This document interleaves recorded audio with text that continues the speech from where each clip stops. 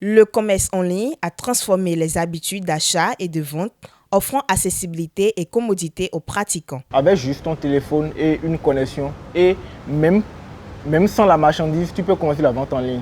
D'autant plus que tu as un fournisseur, tu peux recevoir des photos de ton fournisseur, tu postes, la demande vient et tu iras le chercher. Parallèlement à la vente physique, bon, tu dois avoir quelque part où stocker tes marchandises, une boutique et tout. Tout ça doit être lié à des frais que tu vas payer quotidiennement. Or, au niveau de la vente en ligne, c'est juste avec ton téléphone, ta connexion, tu peux te lancer. Je suis plus connue sur WhatsApp que TikTok. Sur TikTok, je n'ai pas beaucoup d'abonnés. Or, sur WhatsApp, j'ai plus de 7000 contacts. Il suffit seulement de poster l'article sur mon statut WhatsApp et les clients, disons mes contacts réagissent. Grâce à la vente en ligne, je subviens à mes besoins. Par exemple, je suis en stage maintenant, c'est moi, mais je paye mon déplacement aller-retour.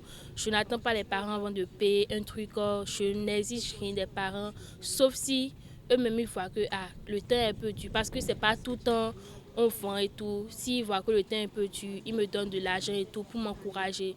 Sinon, il y a beaucoup d'avantages. Grâce au commerce, tu peux même construire, tu peux t'acheter tout ce que tu veux.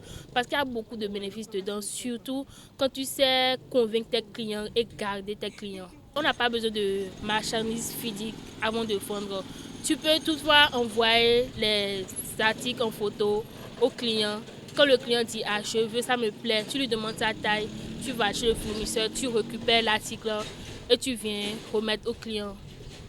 Comme si tu avais déjà les marchandises chez toi. Or, ce n'est pas le cas. Cependant, cette évolution s'accompagne de risques pour les vendeurs et les acheteurs.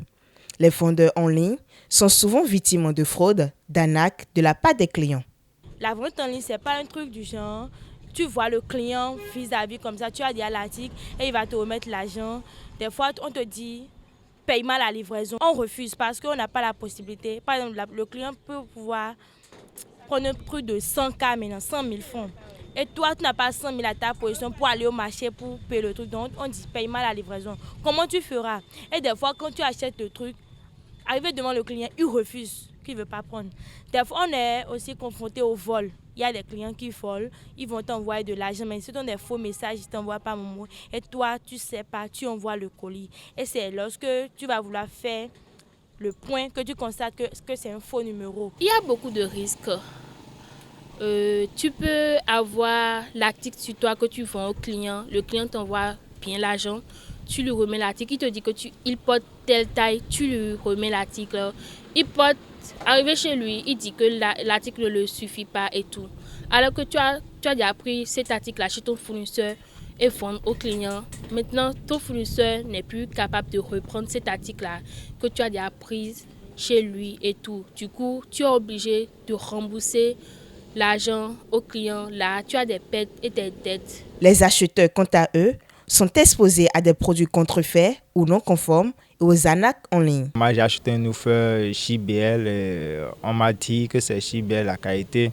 J'ai été à l'agence, j'ai payé, je suis venu à la maison. Mais ce jour, c'est pas le offre JBL que je connais. La qualité est vraiment différente. Il y a d'autres problèmes où il faut payer l'argent, vous dites de payer l'argent et puis le livreur viendra vous remettre votre article, vous payez l'argent, vous bloque de partout, vous n'avez plus accès à leur plateforme, les numéros ne fonctionnent plus.